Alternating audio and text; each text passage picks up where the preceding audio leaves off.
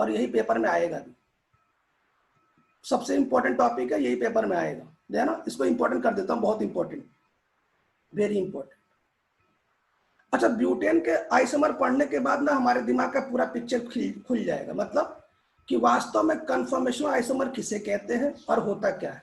याद रखिएगा, ब्यूटेन के आइसोमर पढ़ने के बाद ही हमारा पूरा पिक्चर खुल जाएगा। या मैंने एथेन के आइसोमर बना दिए, आपके प्रोपेन के आइसोमर बना दिए, दोनों का आइसोमर सेम होता है, दोनों का पोटेंशियल एनर्जी डायग्राम भी सेम होता है। देखिए, ये जो पोटेंशियल एनर्जी डायग्राम है ना, ये एनर्जी का डायग्राम, इससे पता चलता है कौन सी चीज स्टेबल है, कौन सी चीज अनस्टेबल है।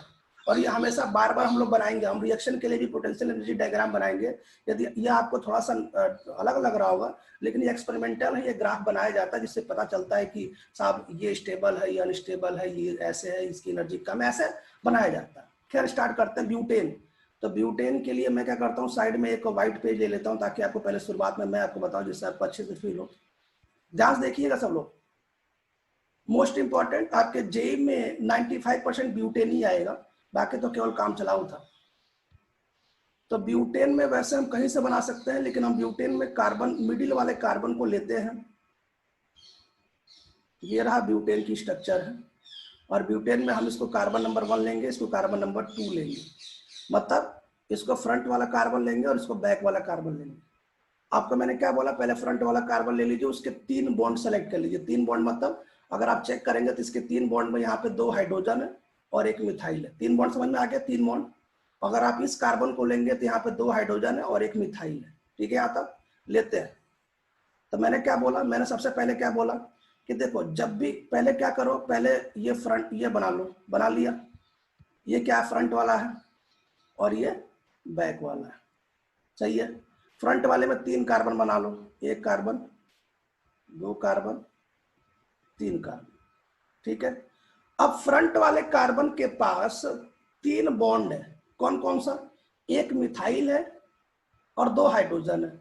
तो बच्चों, आपको मैंने क्या बोला था, जो भी बल्कि ग्रुप हो, जो बड़ा ग्रुप है जिसमें कार्बन है, उसको टॉप पे दिखाओ। ये कोई नियम नहीं है, लेकिन यदि आप तकलीफ से बचना चाहते हैं तो आप हमारी बात समझिए, आप इसको सामने ऊपर दिखाइए। आप इसको ऐसे ऊपर दिखा दीजिए, ये आ रहा है ऊपर, ये आपने उसके ऊपर दिखा दिया, और दोनों हाइड्रोजन के यहाँ दिखा दीजिए। और जब भी कभी कोई स्ट्रक्चर बनाना शुरू करें ना, तो पहले डाइहेड्रल एंगल 0 करें। डाइहेड्रल एंगल मतलब फ्रंट वाले कार्बन का कोई भी बॉन्ड और बैक वाला कार्बन के कोई भी बॉन्ड एकदम पीछे आसपास ही करें। मतलब अगर ये ऐसे है, अगर ये ऐसे है, तो पीछे वाला भी ऐसे करें, ताकि इनके बीच का जो एंगल वो 0 मिले। और पीछे वाले को रोटेट कर करके हमें न्यूमान बनाना है, ऐसे ना, रोटेट करते करते न्यूमान बनाना है। तो बच्चों, अब दूसरा ले लेते हैं, ताकि दूसरे कलर से आपको पता चल जाए दूसरा कौन सा है।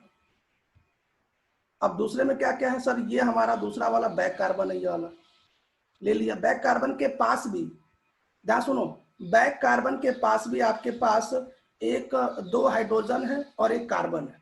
तो बच्चों, अब सुनो क्या करना है।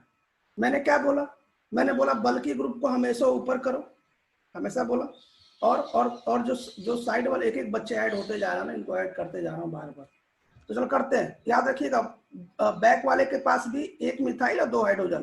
तो ये बैक वाला यहाँ से है, ऐसे दिखाएंगे, ये बैक वाला है, यहाँ पे 1 मिथाइल, ये बैक वाला कार्बन, याद देखिए, जो सर्किल है वो बैक वाला कार्बन है। अंदर मत इंसर्ट कर देना, बैक वाला कार्बन सर्किल है, सर्किल के ऊपर से ही बॉन्ड बनाना, हाइड्रोजन।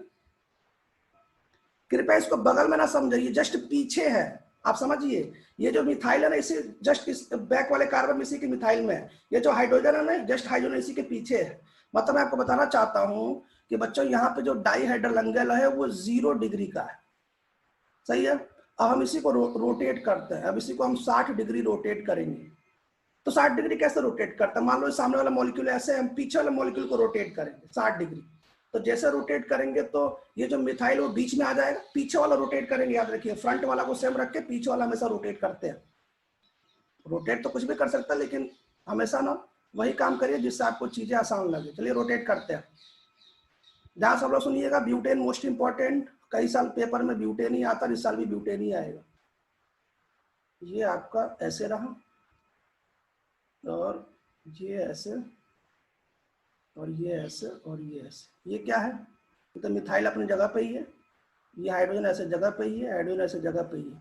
आपने रोटेट किया, तो रोटेट किया तो बीच में क्या आ जाएगा बच्चों, बीच में आपका यहाँ पे अब 60 डिग्री पे, 60 डिग्री पे पहले बना लो, ये 60 डिग्री पे बना लो, और यहाँ आ जाएगा मिथाइल, और यहाँ आ जाएगा H, और यहाँ आ जाएगा H।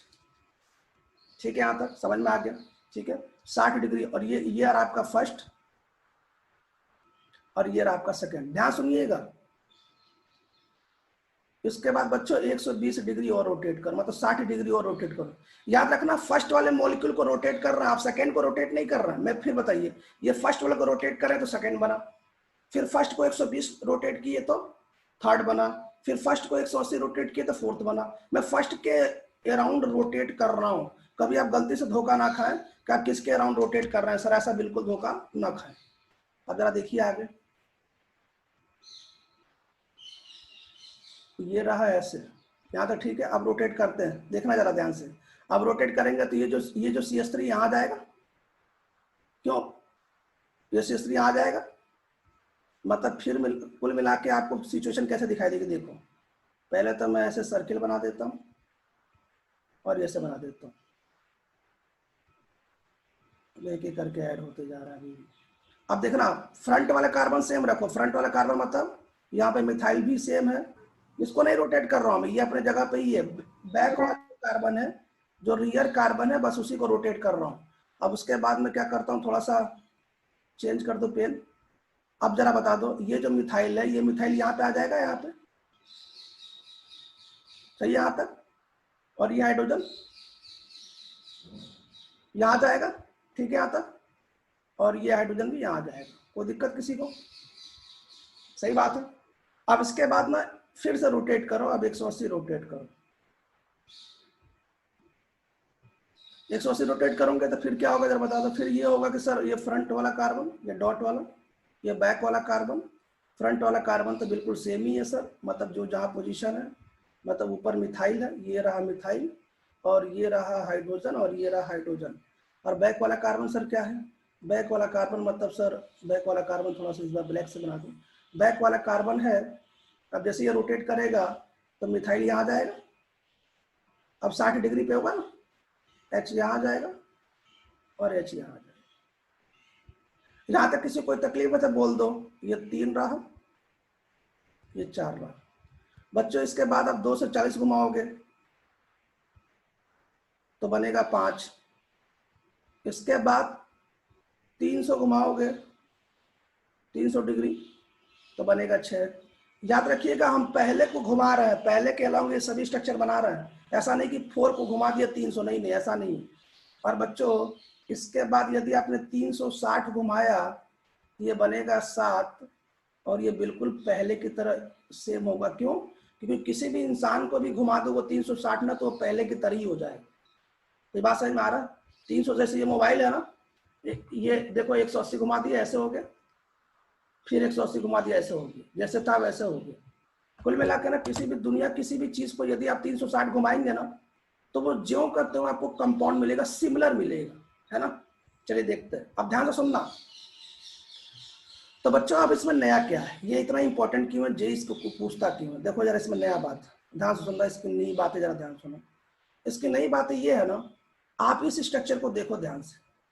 बच्चों ये 0 डिग्री ये है, तो इसको इक्लिप्स तो बोलेंगे, सही बात है, इक्लिप्स बोलेंगे, क्योंकि 0 डिग्री को इक्लिप्स बोलते हैं। लेकिन बच्चों इसको फुली इक्लिप्स बोलेंगे। फुली इक्लिप्स क्यों बोलेंगे? आप देख लीजिए यहाँ पे 2-2 मिथाइल ग्रुप, कितना ज्यादा धूम धड़ाका होगा। साथ में देखो वांडरवाल स्ट्रेन कितना बढ़ गया है। आप सोचिए दोनों मिथाइल ग्रुप में कितना ज्यादा वांडरवाल स्ट्रेन होगा। अब बाकी टॉर्सल स्ट्रेन तो है ही, मतलब यहाँ पे टॉर्सल स्ट्रेन तो मैक्सिमम था ही, लेकिन यहाँ पे वांडरवाल स्ट्रेन भी बहुत ज्यादा हो चुका है। तो बच्चों इस स्ट्रक्चर को, ब्यूटेन के जो पहली स्ट्रक्चर है उसको फुली इक्लिप्स बोलेंगे। फुली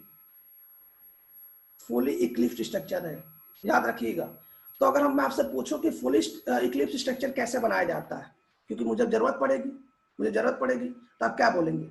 आप बोलेंगे सर यदि सिमिलर ग्रुप को 0 डिग्री पे एकदम ओवरलैप करा दिया जाए, 0 डिग्री पर रख दिया जाए, तो वो स्ट्रक्चर इतना बेकार बनता है सर ना, कि वो सबसे कम स्टेबल होता है, उसकी एनर्जी सबसे ज्यादा होती है, और उसको फुली इक्लिप्स बोला जाता है।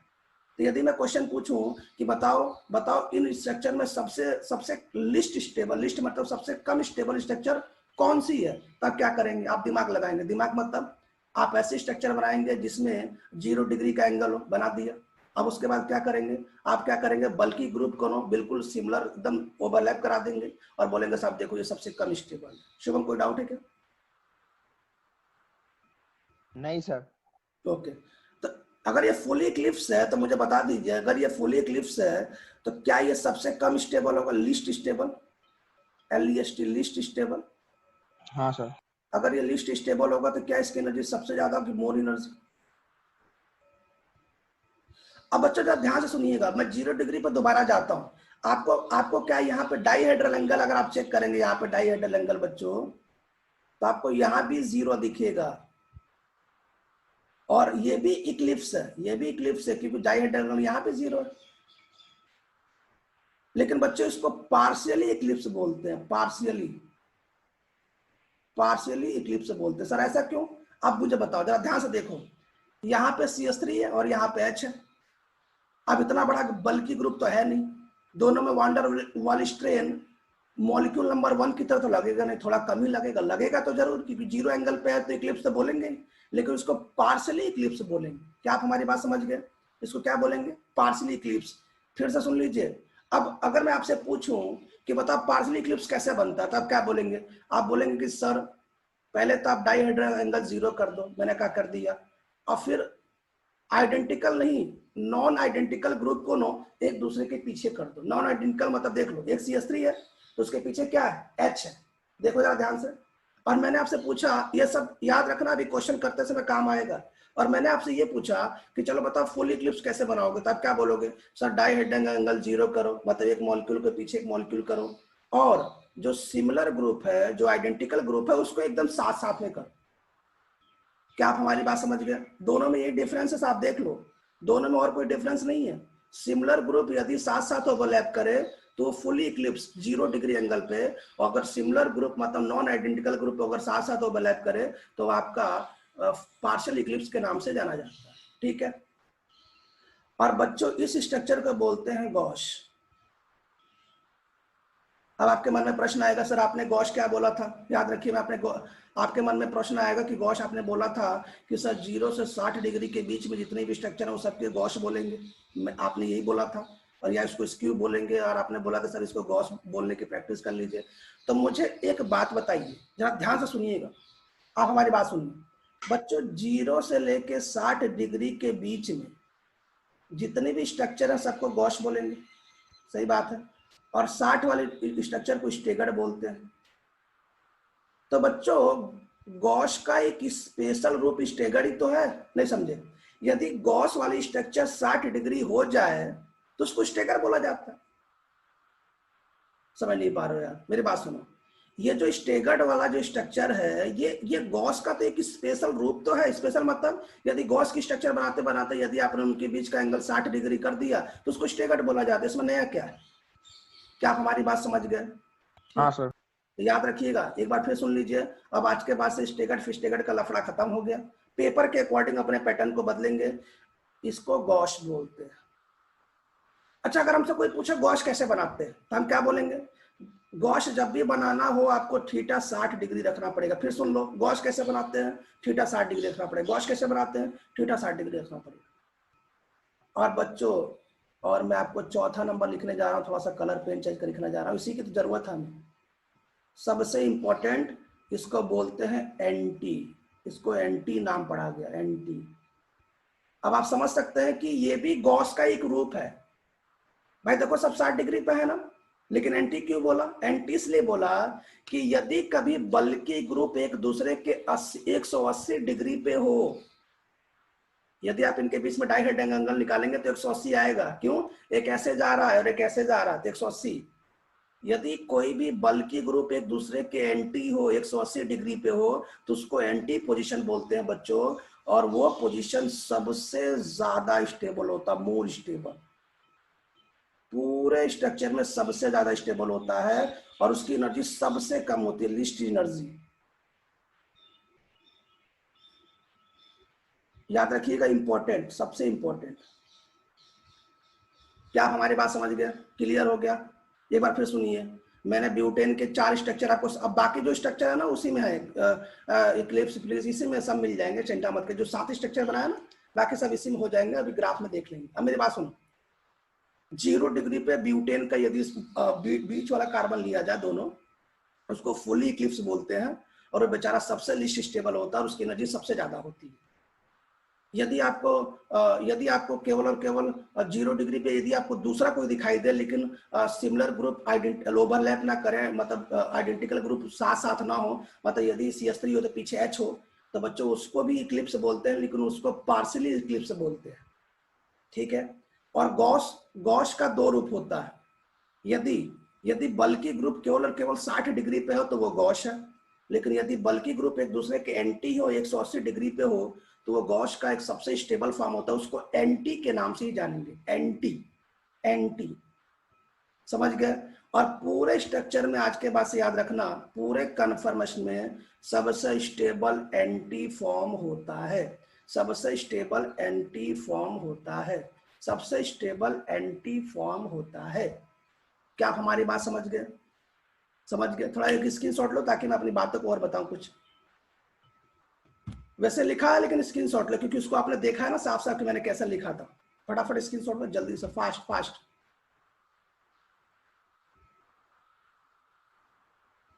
जल्दी से, फटाफट स्क्रीनशॉट लो जल्दी से।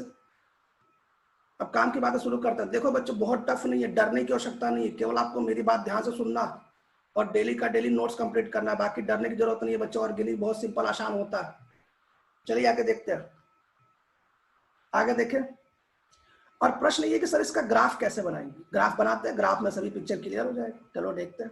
ये सबको क्लियर हो गया? सबको समझ में आ गया? इंपॉर्टेंट है। अच्छा, अगर मैं आपसे पूछूं कि बताओ स्टेबिलिटी का ऑर्डर बताओ, अगर मैं आपसे पूछूं कि चलो ठीक है भाई जहां तक तो ठीक है, अगर मैं आपसे पूछूं, चलो आपसे पूछता हूं, मैं आपसे पूछूं कि चलो बताओ ब्यूटेन में स्टेबिलिटी का ऑर्डर बताओ, तब क्या बोलो? बोलो सबसे ज्यादा स्टेबल कौन है? एंटी। उसके बाद उसके बाद पार्शियली इक्लिप्स। उसके बाद पार्शियल इक्लिप्स। बहुत बढ़िया, पार्शियली इक्लिप्स, पार्शियल इक्लिप्स। उसके बाद बताओ फुल्ली इक्लिप्स। Very good. उसके बाद फुल इक्लिप्स। ये तो साहब ना, ये तो इसकी बात होगी स्टेबिलिटी की। यदि मैं एनर्जी की बात करूं तो उसका उल्टा कर देना, इंपॉर्टेंट है ये। ब्यूटेन की एनर्जी का ऑर्डर ही स्टेबिलिटी का ऑर्डर। ठीक है। अब हम इसके पोटेंशियल एनर्जी डायग्राम देखेंगे, तब हमें कुछ और पिक्चर क्लियर होगा। उसके बाद बच्चों ना आपकी, मैं बोलता हूँ ना, जैसे बोलता है ना तीसरी आंख खुल जाना, तब आपको कन्फर्मस आइसोमर की तीसरी आंखें खुल जाएंगी। मतलब अब आपको कोई बेवकूफ नहीं बना सकता, कोई क्वेश्चन आपसे धोखा नहीं कर सकता, यदि आपने आज तक मेरे लेक्चर ध्यान से सुना हो तो। चलिए स्टेप देखते हैं, ग्राफ देखते हैं बच्चों, ग्राफ कैसे बनता है। डायरेक्ट ग्राफ पे आते हैं, ग्राफ आते हैं। यहाँ तक ठीक है? सबको समझ में आ गई ये लाइन? ये समझ में आ गया? ओके, डन है। अब मैं आपको एक बात बताना चाहता हूं। या तो मैंने बताया था कि एथेन के सभी कॉन्फॉर्मर्स डिजनरेट होते हैं। बच्चों ये ब्यूटेन के सभी कॉन्फॉर्मर्स में डिजनरेट नहीं है। इसका मतलब क्या हुआ? इन सभी कॉन्फॉर्मर्स की एनर्जी सेम नहीं है। आप देख लीजिए एंटी की एनर्जी बहुत कम है, बहुत ज्यादा स्टेबल है ना। तो समझ में आ रहा है कि नहीं समझ में आ रहा है? अभी समझ में आ जाएगा। ग्राफ देखिए, जब सब लोग ग्राफ देखो तो ग्राफ, सब लोग ग्राफ देखो तो सब लोग ग्राफ देखो। देखो ग्राफ कैसे बनाया मैंने, ध्यान सुनना। मैंने पहले क्या किया, ऐसे लाइन खींच दिया, मैंने पहले ऐसे लाइन खींच दिया ऐसे। ध्यान सुनना, ये ब्यूटेन का ग्राफ ऐसे ही आता है, जानबूझ के पहले ऐसे लाइन खींच दिया। और मैंने पहला ग्राफ बनाया ऐसे। आपको पता है ना ये पहला ग्राफ का लाइन सबसे ऊपर क्यों चला गया? क्योंकि ये फुल इक्लिप्स है। आप समझिए, इसमें ना वॉन डेर वाल्स स्ट्रेन बहुत ज्यादा, 2 मिथाइल ग्रुप एक साथ ओवरलैप कर रहा, बहुत ज्यादा वॉन डेर वाल्स स्ट्रेन है, और इसकी एनर्जी ना सबसे ज्यादा हो गई। और इसकी एनर्जी और इसकी एनर्जी दोनों सेम ही है, क्योंकि ये भी फुल इक्लिप्स होगा, पहला और सातवां सेम ही होता है। तो बच्चों ये ग्राफ ऐसे आए। और ये क्या है? ये गॉस है। ये क्या है? ये गॉस है। ठीक है, 60 डिग्री पे बना, सही बात है। और बच्चों ये क्या है? ये भी इक्लिप्स है, लेकिन ये पार्शियल इक्लिप्स है। समझ नहीं पा रहे हो यार? ये पार्शियल है ना, इसलिए इसकी एनर्जी ने पहले से थोड़ी सी कम है, थोड़ा सा स्टेबल है ना, इससे तो स्टेबल ही। और बच्चों ये नीचे देखो, ये देखो एंटी, इसकी एनर्जी इतनी कम है और स्टेबिलिटी सबसे ज्यादा है।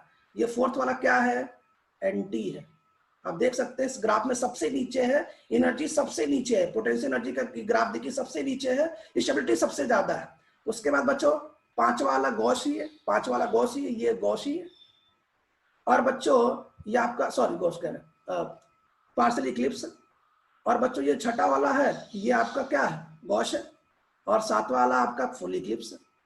मैं आपको बताना चाहता हूं कि पहला सातवां क्या है, ये फुली इक्लिप्स है कि नहीं। और थर्ड और फिफ्थ की स्ट्रक्चर दोनों सेम होगी। ये क्या है, पार्शियल इक्लिप्स है, सही बात है। और सेकंड और फोर्थ की स्ट्रक्चर बिल्कुल सेम होगी। ये क्या है, गॉस है। और इसमें केवल और केवल सेकंड और सिक्स बोलना चाहिए हमको ना, सेकंड और सिक्स ना, सेकंड और सिक्स। और इसमें केवल और केवल फोर्थ एक ऐसी स्ट्रक्चर है जो एंटी है, जो महास्टेबल है। अब जो क्वेश्चन पूछता ध्यान सुनना, नीरो क्लास में है तू? हाँ सर। सोया तो नहीं है ना? नहीं सर, जग रहा हूँ। अब मुझे बता दो कि इस स्ट्रक्चर को, इस ग्राफ को देख के मुझे बताओ कि वास्तव में ब्यूटेन के कन्फर्मस है कौन से।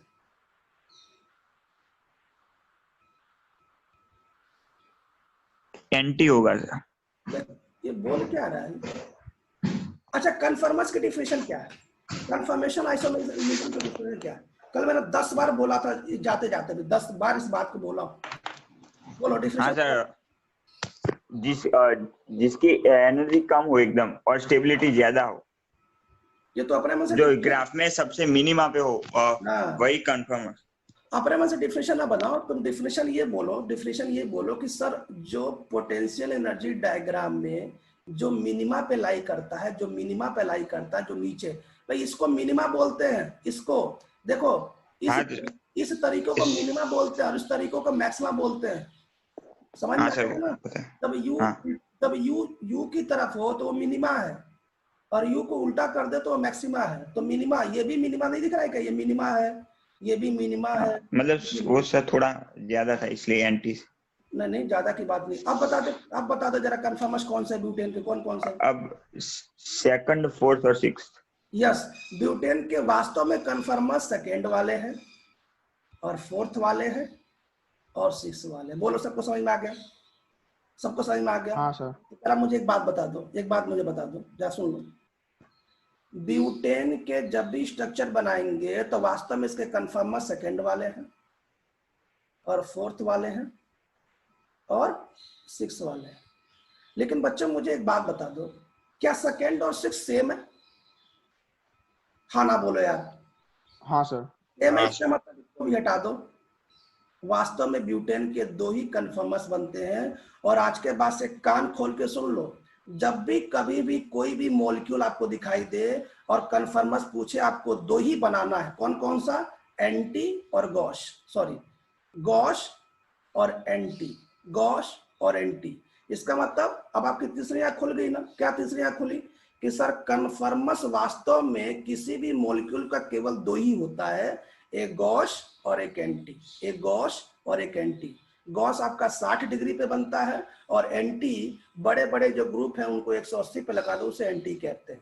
एक बार फिर सुन लीजिए, वास्तव में यदि मैं आपसे कुछ भी बोलूं कि इस मोबाइल का कन्फर्मस बनाओ, तो आपको दो ही बनाना है, एक गॉस बनाना है और एक एंटी बनाना है।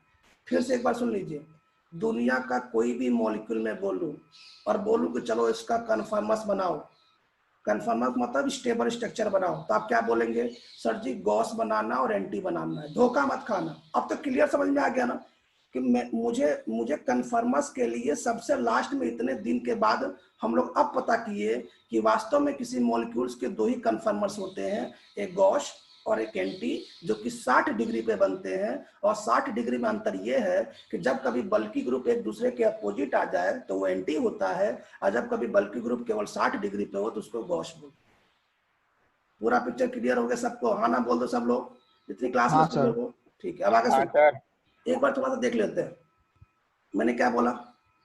भाई साहब ये नोट सुन लो, हमने स्टेगर्ड में दो फॉर्म बनाया, एक गॉस बनाया और एक एंटी बनाया ना? स्टेगर्ड समझते हो ना? जिसका थीटा कितना हो 60 डिग्री हो। एंटी सबसे ज्यादा स्टेबल है। अब मान लो कि हमारे पास क्वेश्चन क्या बोले कि हमारे क्वेश्चन बोले कि आपके सामने एक ऑर्गेनिक कंपाउंड है ए, बताओ उसका सबसे स्टेबल फॉर्म कौन सा होगा। तो हमको सोचना क्या है, हमको ये बनाना है। ये जेईई और नीट का सबसे फेवरेट क्वेश्चन है। पहले मैं आपको सिखाऊंगा, उसके बाद आपको दिमाग लगाना है। तो कुछ नहीं करना, क्या करना, एक डॉट बना दो, एक सर्किल बना दो, मॉलिक्यूल को 60 डिग्री पर अरेंज कर दो और बल्कि ग्रुप को उल्टा उल्टा लगा दो, बाकी सब कुछ अरेंज कर दो, हो गया सबसे स्टेबल। क्या आप मेरी बात समझ पा रहे हैं? तो सबसे स्टेबल पूछेगा तो हम गॉस के बारे में सोचेंगे। याद रखिए, गॉस मतलब 60 डिग्री के बारे में सोचेंगे और प्रयास करेंगे कि एंटी बना लें। ठीक है बच्चों, इक्लिप्स किसे कहते हैं? इक्लिप्स मतलब जिसमें थीटा सर 0 हो। इसमें कौन कौन से, तो पार्शियल इक्लिप्स होता है, फुल इक्लिप्स होता है। सबसे बेकार, सबसे लिस्ट, सबसे कम स्टेबल कौन सा है? ये। तब अब क्वेश्चन दो तरीके से आता है। एक मॉलिक्यूल है, बताओ इसमें सबसे कम, सबसे लिस्ट, सबसे कम स्टेबल कौन सा है? तो इसका मतलब वो हमसे चाहता है कि आप फुल इक्लिप्स बनाए। फुल इक्लिप्स मतलब डॉट बनाए, ये बनाए और मॉलिक्यूल के एकदम पीछे पीछे चिपका दे और बल्कि ग्रुप को एकदम साथ साथ में रखे। वो स्ट्रक्चर सबसे फुली स्टेबल होता है, फुली अनस्टेबल होता है और साथ में उसकी एनर्जी सबसे हाईएस्ट होती है। तो बच्चों दो क्वेश्चन आता है, याद रखिएगा। सबसे स्टेबल बनाना हो तो हम इधर के बारे में सोचेंगे, सबसे बेकार बनाना हो तो इधर के बारे में सोचेंगे। यदि एनर्जी से रिलेटेड क्वेश्चन आ जाए कि किसकी एनर्जी मैक्सिमम हो, तो बच्चों हमको इसके बारे में सोचना है, फुल इक्लिप्स के बारे में। क्या आप मेरी क्वेश्चन समझ में गए? क्वेश्चन 4 तरह के आ सकता है, कम एनर्जी, ज्यादा एनर्जी, कम स्टेबल, ज्यादा स्टेबल। तो हमें इसी 4 के बारे में सोचना है। अभी क्वेश्चन स्टार्ट करते हैं, आगे सुनिए। ये वही जो मैंने अलग अलग पेज किया ना, उसको एक ही पेज पर लिखा मैंने। ये ब्यूटेन के यही ब्यूटेन के ये कन्फर्मस है, ब्यूटेन का ग्राफ है, वही एक ही पेज, बात वही है। ऑर्डर अच्छा, अब तो समझ में आ गया ना। ब्यूटेन के सभी कन्फर्मर डीजेनरेट नहीं है। डीजेनरेट मतलब सभी की एनर्जी सेम नहीं है। आप देखिए, आप एंटी का देखिए, एनर्जी बहुत कम है। बाकी देखो, ये यहाँ पे है, ये ग्राफ यहाँ पे है, ये एनर्जी तो सेम है लेकिन ये एनर्जी कम हो गया, और एक की एनर्जी तो उतना ज्यादा है। तो क्या सभी कन्फर्मर्स की एनर्जी सेम है? नहीं, तो ये डीजेनरेट नहीं है। मैंने आपसे पहले बोला था सभी मॉलिक्यूल डीजेनरेट हो, ऐसा संभव, ऐसा नहीं हो सकता, एथेन के होते हैं। अगर ध्यान सुनिए, टॉर्सन स्टेट किसे कहते हैं, मैं एक बार फिर बताना चाहता हूँ। टॉर्सन स्टेट क्या है बच्चों? फ्रंट कार्बन का जो बॉन्ड बना उसके बॉन्ड पेयर के इलेक्ट्रॉन और बैक कार्बन का जो बॉन्ड बना उसके इलेक्ट्रॉन, इनके बीच का जो रिपल्शन है उसे टॉर्सन स्टेट कहते हैं। कुल मिला के इलेक्ट्रॉन के बीच के रिपल्शन को टॉर्सन स्टेट कहा जाता है। मैंने क्या बोला? It is the repulsion between bond pair of electron, bond pair के इलेक्ट्रॉन को टॉर्सन स्टेट बोला जाता है। बॉन्ड पेयर के इलेक्ट्रॉन मतलब फ्रंट वाले कार्बन का जो भी बॉन्ड उसके इलेक्ट्रॉन ले लीजिए, बैक वाले कार्बन का ले लीजिए, उनके बीच में जो धक्का मुक्की होगा उसके लिए होगा। और आपको पता ना टॉर्सन स्टेट इक्लिप्स के लिए सबसे ज्यादा होता है। इक्लिप्स मतलब जो 0 डिग्री पे हो, आपको अच्छे से पता है। और मिनिमम किसके लिए हो? स्टेगर्ड के लिए होता है। ये भी क्वेश्चन कई बार पूछ चुका है कि बताओ किसके लिए टॉर्सन स्टेट मैक्सिमम होगा, किसके लिए मिनिमम होगा। तो आप स्ट्रक्चर देख लीजिए, कौन 0 पे है, कौन 0 पे नहीं है। वन डायरेक्शन किसे कहते हैं? वन डायरेक्शन किसे कहते हैं? जब कभी कोई बहुत बड़ा ग्रुप लग जाए तो उनके बीच में जो रिपल्शन होता है उसी को वन डायरेक्शन कहते हैं। वन डायरेक्शन तब एराइज होता है जब ग्रुप बहुत ज्यादा बड़े हों और फ्रंट कार्बन और बैक वाले कार्बन पर जब ग्रुप बड़े हों तो उनके बीच में वन डायरेक्शन लगता है। अब दो बातें इंपॉर्टेंट सुन लीजिए बच्चों। हाइड्रोजन और हाइड्रोजन के बीच में जो वान डेर वाल स्ट्रेन है वो निग्लिजिबल है। निग्लिजिबल मतलब यदि मैं यहाँ पे हाइड्रोजन लेता और यहाँ पे हाइड्रोजन लेता तो यहाँ पे वान डेर स्ट्रेन नहीं लगता। क्यों नहीं लगता? कि आपको पता है कि हाइड्रोजन दुनिया का सबसे छोटा एलिमेंट्स है, इसकी साइज सबसे छोटी है ना, तो इसकी साइज हाइड्रोजन दुनिया का नहीं, मतलब हीलियम, हाँ ठीक है, मतलब साइज सबसे छोटी है इसलिए वन डायरेक्शन। भाई वन डायरेक्शन का मतलब क्या हुआ? साइज बड़ी हो तभी तो धक्का मुक्की करेगा, लेकिन हाइड्रोजन तो सबसे छोटा है इसलिए हाइड्रोजन के केस में ये हम निग्लिजिबल मान लेते हैं। एक बात और सुन लीजिए, इक्लिप्स के लिए मैक्सिमम होता है, बिल्कुल सेम वही केस है, और स्टेगर्ड के लिए मिनिमम होता है। एक बात और सुन लीजिए, एंटी के केस में, एंटी समझते हैं ना, एंटी समझते हैं जो गॉस का एक फॉर्म होता है जिसमें अपोजिट ग्रुप लगे होते हैं। एंटी के केस में ये भी निग्लिजिबल मान लेते हैं वन डायरेक्शन स्टेट। तो आप सोचिए एंटी इतना स्टेबल क्यों होता है? आप सोच लीजिए, इसमें वन डायरेक्शन लगभग निग्लिजिबल होता है, बॉन्ड पेयर के इलेक्ट्रॉन भी धक्का मुक्की कम करेंगे, इसलिए इसकी स्टेबिलिटी सबसे ज्यादा होती है, एनर्जी सबसे कम। ये इंपॉर्टेंट बात, आगे सुनिए बच्चों। ये एंगल स्ट्रेन अभी पढ़ने वाले हैं, इंपॉर्टेंट है। एंगल स्ट्रेन क्या होता है? बहुत ही सिंपल टॉपिक है angle strain.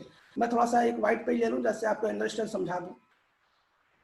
Angle strain, angle का तनाव। देखो बच्चों, हमने क्या सुना, हमारी बात सुनो, हमने ये सुना कि कोई भी मॉलिक्यूल हो दुनिया का, कोई भी मॉलिक्यूल ऑर्गेनिक कंपाउंड हो, उसमें एक टॉर्सनल स्ट्रेन लगता है। कैसे लगता है? अंदर के इलेक्ट्रॉन के कारण टॉर्सनल स्ट्रेन लगता है। उसमें एक वॉन डर वाल्स स्ट्रेन लगता है। सर ये क्या है? यदि कोई दो बड़े बड़े ग्रुप आपस में जुड़ जाए तो आपस में धक्का मुक्की करते हैं, उसे वॉन डर वाल्स स्ट्रेन करता है। बच्चों इस स्ट्रेन से, इस तनाव से हमेशा याद रखिएगा, इस तनाव से हमेशा उस मॉलिक्यूल की स्टेबिलिटी हमेशा कम होती है और एनर्जी बढ़ती है। यहाँ तक ठीक है? बच्चों एक प्रकार का स्ट्रेन ऑर्गेनिक केमिस्ट्री में हमें और पढ़ना है जिसका नाम है angle strain. Angle strain, sir ये क्या है बताते हैं। पहले सुन लीजिए, एंगल स्ट्रेन जो होता है बच्चों ना, एंगल स्ट्रेन मतलब ये डॉट एस, एंगल स्ट्रेन हमेशा साइक्लिक कंपाउंड में पाया जाता है। साइक्लिक कंपाउंड में कहाँ पाया जाता है? हमेशा साइक्लिक कंपाउंड में पाया जाता है। याद रखिएगा, जब भी मैं कभी एंगल स्ट्रेन की बात करूं समझ लीजिए साइक्लिक कंपाउंड हमने लिया। सर होता क्या है? आप जरा एक ये स्ट्रक्चर देखिए, इसका नाम है साइक्लोप्रोपेन है।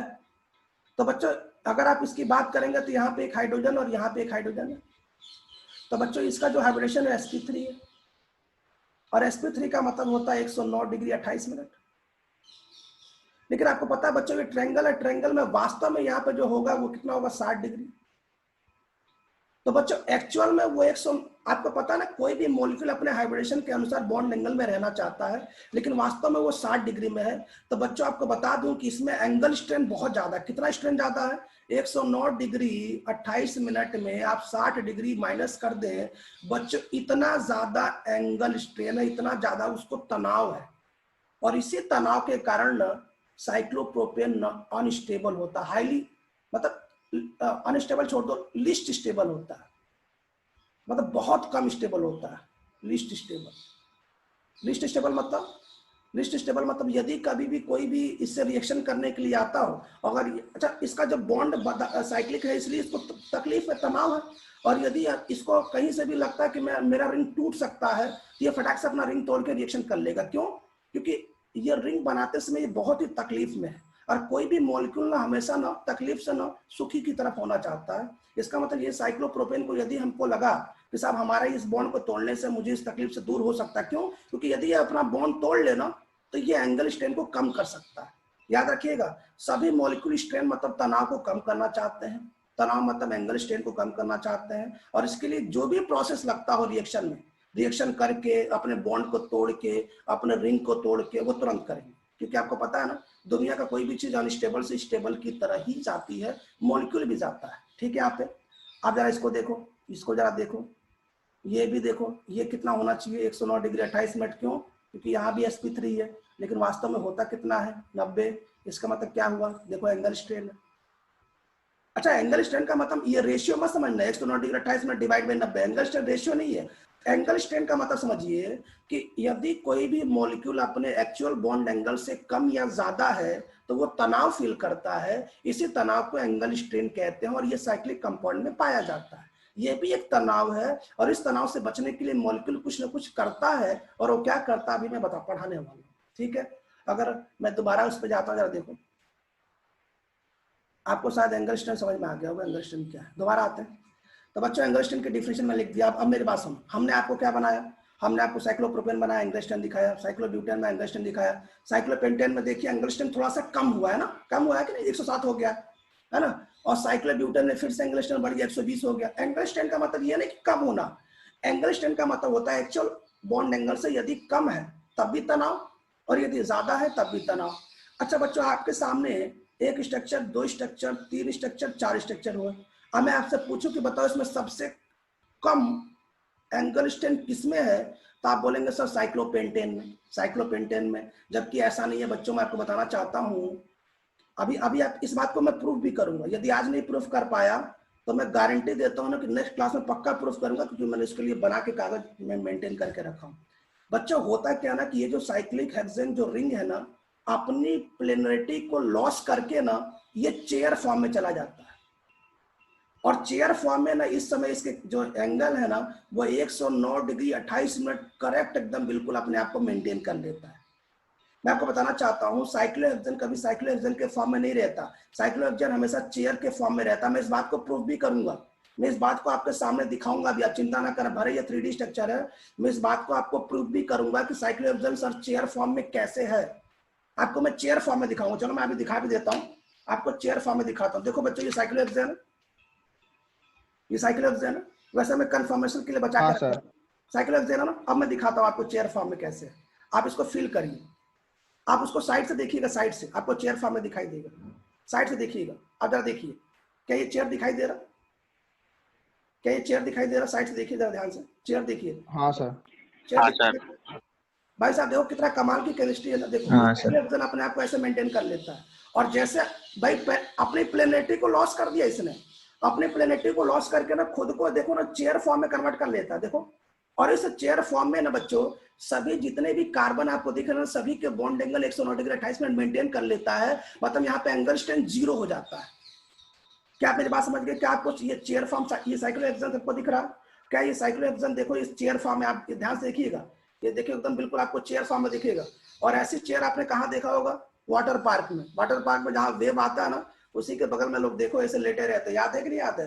गोवा कभी हाँ जाए सर। तो वहां भी बच्चों वो चेयर फॉर्म ही तो है, वो साइक्लोहेक्सेन का चेयर फॉर्म ही है, वो साइक्लोहेक्सेन ही है। क्यों?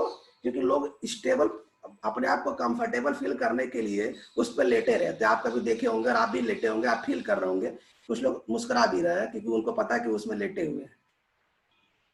अब आगे सुनिएगा, मैं इस बात को, अच्छा ध्यान सुनिएगा। और रिंग को देखकर हमें 5 मेंबर का रिंग में एंगल स्ट्रेंथ कम होना चाहिए, लेकिन 6 मेंबर की जो रिंग होती है वो सबसे कम एंगल स्ट्रेंथ रखता है। इसमें एंगल स्ट्रेंथ लगभग 0 हो जाता है क्योंकि यह अपने प्लेनेटरी को लॉस करके चेयर फॉर्म में कन्वर्ट हो जाता है, इस फॉर्म में कन्वर्ट हो जाता है, और यहाँ पे एंगल स्ट्रेंथ 0। अब मुझे एक बात बताइए, यदि कोई हमारे पास बड़ी रिंग है, बड़ी रिंग मतलब 7 कार्बन का 8 कार्बन, तो क्या करेगा? वो प्रयास करेगा कि मैं टूट टाट के 6 कार्बन की रिंग में चला जाऊं। क्यों? क्योंकि 6 कार्बन की रिंग हमेशा चेयर फॉर्म में रहता है और ज्यादा स्टेबल होता है। सही है। और यदि कोई छोटी रिंग है तो क्या करेगा? मैं कैसे भी मुझे जोड़ के ना बड़ी रिंग में कन्वर्ट कर दो और 6 रिंग में वो जाना कन्वर्ट करेगा। मेरी बात समझिए, यदि छोटी रिंग है तो वो 6 मेंबर रिंग में बदलना चाहेगा, और यदि बड़ी रिंग है तो वो 6 मेंबर रिंग में टूट के आना चाहेगा। क्यों? क्योंकि 6 मेंबर रिंग में एंगल स्ट्रेंथ 0 होता है, क्योंकि वो साइक्लोहेक्सेन क्या करता है, अपनी प्लेनेटरी को लॉस करके वो बिल्कुल चेयर फॉर्म बना लेता है, और चेयर फॉर्म बनाने में एंगल स्ट्रेंथ बिल्कुल 0 हो जाता है, क्योंकि सभी बॉन्ड एंगल 109 डिग्री 28 मिनट हो जाते हैं। मैं इसको दोबारा फील कराऊंगा 10 मिनट बाद, ठीक है? मुझे आशा है कि आपको एंगल स्ट्रेंथ समझ में आ गया होगा, और एंगल स्ट्रेंथ के चेयर फॉर्म याद हो गया होगा। साइक्लोहेक्सेन हमेशा इस फॉर्म में नहीं रहता, साइक्लोहेक्सेन वास्तव में इस फॉर्म में रहता है। क्यों? क्योंकि इस फॉर्म में बहुत तकलीफ है, 120 डिग्री है, और 120 डिग्री में एंगल स्ट्रेंथ ज्यादा है, तो अपने एंगल स्ट्रेंथ को बचाने के लिए अपने आप को चेयर फॉर्म में कन्वर्ट कर देता है। याद रखिएगा, कोई भी इंसान उसी फॉर्म में रहना पसंद करता है जिसमें वो स्टेबल है। तो साइक्लोहेक्सेन तो ये चेयर फॉर्म में रहना पसंद करेगा क्योंकि स्टेबल इसमें ज्यादा है। अब मेरी बात सुनिए, ब्यूटेन के कन्फर्मर्स कौन से बने? कन्फर्मर्स मतलब जो पी डायग्राम में नीचे है, सेकंड वाले बने, फोर्थ वाले बने और सिक्स वाले बन गए। बच्चों ये रहा सेकंड वाले, फोर्थ वाले, सिक्स वाले। लेकिन सेकंड और फोर्थ तो क्या सेम है, तो इसको हटा दो। अब क्या बने? गॉस और एंटी, गॉस और एंटी बने। इनमें से सेकंड और फोर्थ क्या है, सेम ही है। तो एक्चुअली किसी मॉलिक्यूल के दो ही कन्फर्मर्स होते हैं, एक गॉस और एंटी। याद रखिएगा, ये भी 60 डिग्री पे बनता है और ये भी 60 डिग्री पे बनता है, लेकिन इसमें बल्कि ग्रुप, याद रखिएगा बल्कि मतलब बड़े ग्रुप, बल्कि इसमें बल्कि ग्रुप ना अपोजिट होते हैं, 180 पे रखे जाते हैं। एंटी में दोनों में डिफरेंस समझ में आ गया? दोनों से 60 डिग्री पे बनाना है, 60 डिग्री मतलब ऐसे, और फिर ये बीच में ऐसे करके।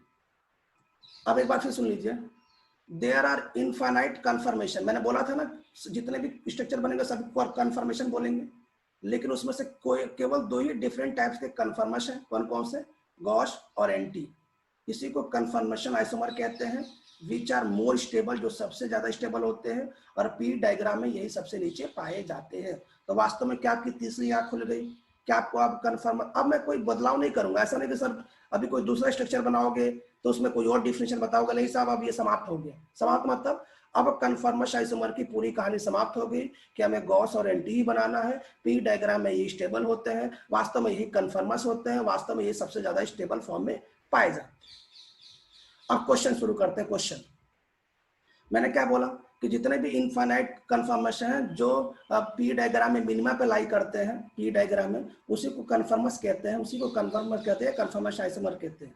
एक बात और सुन लीजिए, जब भी किसी मॉलिक्यूल का most stable conformation isomer most stable conformation, conformation most stable, इसका मतलब वो दो जो पी पे नीचे लाई करेगा, या कन्फर्मस बोला जाए।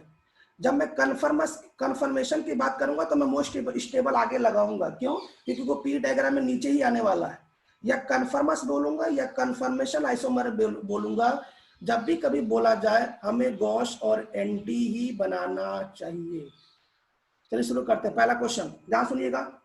पहला क्वेश्चन शुरू करते हैं, ठीक है। अब पहले सोहर्स के बारे में एक बार थोड़ा देख लें, सोहर्स क्या होता है। मान लो कि मेरे पास ये स्ट्रक्चर है, ये स्ट्रक्चर। अब इस स्ट्रक्चर में ध्यान से देखो जरा, इस स्ट्रक्चर में ध्यान से, इस कार्बन को देखो, इस कार्बन से क्या है, एक CH3 है और एक H है और एक H है। तो कुछ मत करो, एक स्लेंट लाइन बना दो इस कार्बन पे। यहाँ तक फ्रंट वाले कार्बन है ना, इधर इधर से आप देख रहे हैं ना, तो यहाँ पे CH3 और CH है, बन गया। ये बीच वाला बना दिया। इसके बाद बैक वाले में क्या क्या, बैक वाले में दो CH3 के जस्ट साइड में दो H है, ये CH3 है ना, इसी के जस्ट पीछे में दो H है। मैं कहना चाहता हूं मैं इसी की कॉपी कर रहा हूं, मैं कुछ और नहीं कर रहा हूं, आप समझिए। और देखो जरा, जहां पे दो H नीचे की तरफ है वहां पे पीछे की तरफ CH3 है। देखो जहां दो H वहां पीछे की तरफ CH3 है। क्या आप समझ गए सोहर्स की मैंने कैसे कॉपी किया? क्या मैंने न्यूमान से कैसे सोहर्स में कॉपी किया, समझ गए? भाई साहब मैंने कुछ नया थोड़े किया है, हम जैसे था वैसे सोहर्स बना दिए। भाई ये बीच वाला कार्बन को एक ले लिए, यहाँ पर टांग दिए, इसको दो ले लिए, पीछे वाला कार्बन को यहाँ पर दो यहाँ लगा दिए, बस कुछ नहीं किया। मैंने इस न्यूमान को कॉपी किया है। और मैं आपको बताना चाहता हूं कि ये न्यूमान का एंटी फॉर्म है, मतलब ये भी एंटी फॉर्म है, ये सोहर्स में एंटी फॉर्म है। ये एंटी मतलब बल्कि ग्रुप अपोजिट साइड में। कुछ समझ में आ गया? मैंने न्यूमान की जस्ट कॉपी की है, मैंने कुछ अलग तरीके से कुछ यहां दिमाग नहीं लगाया है।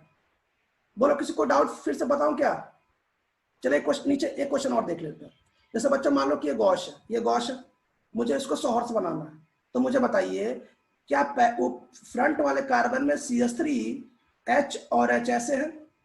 तो बिल्कुल उसे उठा के यहां रख दो। देखो CH3 H और H फ्रंट मतलब एक वाले कार्बन पे। क्या बैक वाले कार्बन पे जिधर की तरफ CH3 था उधर पे H और CH3 है, जिधर CH3 था उधर पे H और CH3 है? लो मैंने कर दिया। क्या जिधर पे H और H था वहां पे केवल एक H है? लो मैंने कर दिया। देखो बैक वाले कार्बन पे 2 पे। इसको बोलते हैं गॉश। सर कैसे पता गॉश है? कि भैया बल्कि ग्रुप अपोजिट कहाँ है? बल्कि ग्रुप तो केवल 60 डिग्री पे है। भाई साहब मैंने इस गॉश की कॉपी किया है, मैंने न्यूमान पे सोहर्स बना के कॉपी कर रहा हूं। सिंपल है। अब आप कॉपी कर लेंगे ना, कॉपी समझते हैं ना, जैसे उठा के वैसे रख दो। बस याद रखना एक स्लेंट लाइन बनाना है, थोड़ा सी तिरछी लाइन बनानी है और बस ऐसे 120 डिग्री पे चिपका देना है। अब क्वेश्चन करते हैं। पहले मैं क्वेश्चन बताऊंगा। क्वेश्चन ये है कि आपके सामने मॉलिक्यूल्स दूंगा और मॉलिक्यूल्स में सबसे स्टेबल कन्फर्मस आपको बनाना है, कन्फर्मेशन आइसोमर बनाना है, और उसके बाद आपको सोहर्स भी बनाना है। चलिए पहला क्वेश्चन हम करेंगे। पहला क्वेश्चन, जैसे ये पहला क्वेश्चन है, ध्यान सुनिएगा, ये पहला क्वेश्चन है, मुझे इसका बनाना है सबसे स्टेबल। तो मुझे बताइए इसका सबसे स्टेबल फॉर्म कब होगा? जब इसका 60 डिग्री पे बनेगा। और 100 डिग्री पे 2 स्टेबल होता है, कौन कौन सा? मैंने आपको पहले ही बोला कि दुनिया का कोई भी मॉलिक्यूल बोलूं तो आपको गॉश और एंटी ही बनाना है। तो एक तो मैं बल्कि ग्रुप को अपोजिट कर दूंगा। मुझे बताओ क्या ये, अच्छा इस कार्बन के पास क्या क्या है? 2 हाइड्रोजन और 1 फ्लोरीन। देखो इस कार्बन के पास 1 फ्लोरीन और 2 हाइड्रोजन। मैंने आपसे पहले ही बोला कि कोई भी बड़ा ग्रुप आ जाए उसको टॉप पे दिखा दो, दिखा दिया। और इस कार्बन पे भी क्या है? 2 हाइड्रोजन और 1 फ्लोरीन। सही बात है। 60 डिग्री पे बना रहा हूं मैं, 60 डिग्री पे, 60 डिग्री पे। यदि मैंने फ्लोरीन को यहां लगा दिया तब तो ये गॉश है, लेकिन यदि मैंने फ्लोरीन को यहां लगा दिया तब तो ये एंटी है और सबसे ज्यादा स्टेबल है। समझ में आ गया? क्या आपको डाइपोल मोमेंट आता है? डाइपोल मोमेंट समझो, ये इधर की तरफ है, ये इधर की तरफ है, ये इसका डाइपोल मोमेंट 0 है। इस केस में एंटी का डाइपोल मोमेंट 0 है, लेकिन इसमें गॉस का डाइपोल मोमेंट 0 नहीं है। देखो ये इधर की तरफ वेक्टर जाएगा, इधर की तरफ जाएगा, इसका डाइपोल मोमेंट 0 तो आएगा नहीं। क्या समझ में आ गया? तो इस मॉलिक्यूल में डाइपोल मोमेंट का भी क्वेश्चन आता है कि बताओ इसका किसका डाइपोल मोमेंट 0 है, गॉस का कि एंटी का।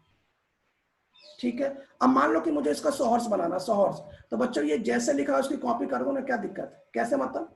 जैसे ये मान लो फ्लोरीन ऊपर है, 2 हाइड्रोजन नीचे की तरफ है। देखो फ्लोरीन ऊपर है, 2 हाइड्रोजन नीचे की तरफ। और जिधर की तरफ फ्लोरीन ऊपर है उधर की तरफ बैक साइड में हाइड्रोजन और फ्लोरीन है। तो देखो जिधर की तरफ फ्लोरीन है उधर की तरफ हाइड्रोजन और फ्लोरीन है। यहाँ फ्लोरीन है, यहाँ पे फ्लोरीन है, यहाँ पे। मैं बताना चाहता हूँ सेम इसी की कॉपी है ये, सेम इसी की कॉपी है। कॉपी मतलब जैसे फ्रंट कार्बन में ऐसे 3 है, बैक कार्बन में ऐसे 3, एकदम बिल्कुल वैसे ही बना दो, एकदम सेम वैसे ही कॉपी। आप देखिएगा फ्रंट कार्बन में ऊपर फ्लोरीन होगा, 2H नीचे होगा, क्योंकि मैं फ्रंट कार्बन को तो बदल तो रहा ही नहीं हूँ, न्यूमान में बदल नहीं रहा हूँ, केवल मैं क्या कर रहा हूँ, इसी को बदल रहा हूँ। तो देखो जरा, इसको पक्का यहाँ पे 2 फ्लोरीन होगा, तो यहाँ पे देखना वहां पे 2H होगा, और यहाँ पे देखो H होगा। सॉरी, यहाँ पे थोड़ा सा ये रहा, ऐसे ऐसे है ना, ऐसे है, ठीक है।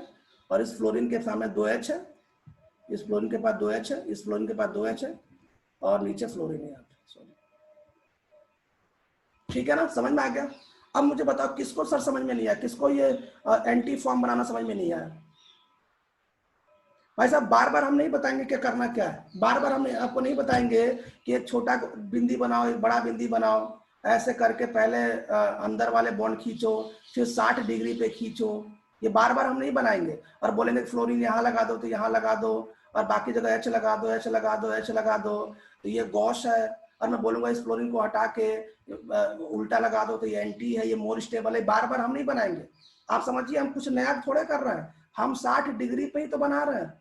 अगर 60 डिग्री पे बल्कि ग्रुप अपोजिट हो तो ये एंटी है, गॉश का एंटी है, सबसे स्टेबल है। लेकिन यदि ये पास पास में हो तो ये गॉश ही है। और इसी की कॉपी मैं सोहर्स में कर रहा हूं, ठीक है। सोर्स में किया तो मैंने यहाँ पे जी लगाया, जी मतलब ये, सॉरी मैंने यहाँ पे जी लगाया मतलब ये गॉश है, और यह मैंने ए लगाया मतलब ये एंटी है, मतलब ये गॉश वाले न्यूमान का सोहर्स है, ये एंटी वाले न्यूमान का सोहर्स है। अच्छा, किसी को लगता है वो दोबारा पूछ ले ये क्वेश्चन, जरा एक क्वेश्चन करो तो जल्दी मेरे सामने, ये क्वेश्चन करो तो, इस क्वेश्चन का जरा स्टेबल फॉर्म बनाओ और घोड़े वाला सोर्स बनाओ जल्दी फटाफट, तो जरा बनाओ तो जल्दी से, मैं देखता हूँ आपको आ रहा है नहीं आ रहा। हाँ शुभम बोलो। हो गया सर। ओके, समझ में आ गया ना, गुड, बहुत हाँ। बढ़िया। फटाफट बनाओ तो जल्दी से। मैंने क्या बोला, एक बिंदी बना दिया, एक बड़ा गोला बना दिया। अब इस कार्बन के पास क्या, एक क्लोरीन है, एक क्लोरीन ऊपर चिपका दो और 2 हाइड्रोजन लगा दो। पहले अंदर वाला बना लो, बना लिया, हो गया, ये खत्म हो गया। और यदि आप अब इसके बाद 60 डिग्री पर और बॉन्ड बना दिया, और यदि आप क्लोरीन यही चिपका देते हैं तब ये 60 डिग्री पे है, लेकिन ये गॉश है। गॉश। लेकिन आप फिर से स्ट्रक्चर बनाते हैं बच्चों, और ऐसे बनाते हैं। अच्छा देखिएगा, फिर से अंदर वाले बॉन्ड को अंदर वाले से जोड़िएगा, बाहर वाले को फिर से 60 डिग्री पे बनाइएगा ऐसे। और बल्कि ग्रुप यदि आप अपोजिट रख देते हैं, अपोजिट, तो ये एंटी वाला और ये सबसे स्टेबल है। मैंने आपसे कोई बोला कोई भी मॉलिक्यूल का केवल 2 ही स्ट्रक्चर आज के बाद से बनाना है, एक गॉश और एक एंटी, और ये आपका एंटी है और सबसे ज्यादा स्टेबल है एंटी। अब मैंने आपसे बोला कि चलो बताओ इसका सोर्स कैसे बनाओगे। मैंने बोला चलो इसका सोर्स बनाओ, तो बोला सर एक तिरछी लाइन खींच दीजिए। मैंने कहा खींच दीजिए। बोला सर आप इसको पकड़ लो, पहले फ्रंट वाले को, ऊपर क्या है, क्लोरीन है। मैंने कहा लो, ले लिया। सर नीचे क्या है, नीचे सर 2 हाइड्रोजन ले लिया। अब बोलो सर बैक वाले को लो, ये बैक वाले को ऊपर 2 क्लोरीन है, लो ऊपर 2 क्लोरीन लगा दो, 2 क्लोरीन का 2 हाइड्रोजन, एक क्लोरीन हाइड्रोजन, एक हाइड्रोजन है और एक क्लोरीन लगा दिया। और नीचे क्या है सर, नीचे तो एक हाइड्रोजन, हो गया। भाई साहब मैं कोई नया थोड़ा कर रहा हूँ, मैं उसी कॉपी उठा के छाप दे रहा हूँ। और मैं क्या बोल रहा हूँ, मैं बोल रहा हूँ सर ये गॉस है, गॉस मतलब ये न्यूमान के गॉस का ये सोहर्स प्रोजेक्शन फॉर्मूला है। तो आप देखिए ना, हमें सोहर्स भी बार बार आपको याद दिला देता हूँ मैं, और न्यूमान तो चल ही रहा क्योंकि न्यूमान ही मेन है इसमें। सबको समझ में आ गया कैसे बनाया मैंने। अब एक और क्वेश्चन सुनिए, ये मोस्ट इंपॉर्टेंट है। यह क्वेश्चन मोस्ट इंपॉर्टेंट क्वेश्चन की लिस्ट में आता है, मोस्ट इंपॉर्टेंट, एकदम याद रखिएगा, ये क्वेश्चन मोस्ट इंपॉर्टेंट है। अब सुन लीजिए, मैं आपको बता दूं, ध्यान सुनिएगा। अभी इंपॉर्टेंट कैसे, अब कैसे आप इस क्वेश्चन में गलती करेंगे, और मैं बार बार क्यों चिल्ला रहा हूँ, ये मोस्ट इंपॉर्टेंट। सुनो, ध्यान सुनना सब लोग ध्यान सुनिए,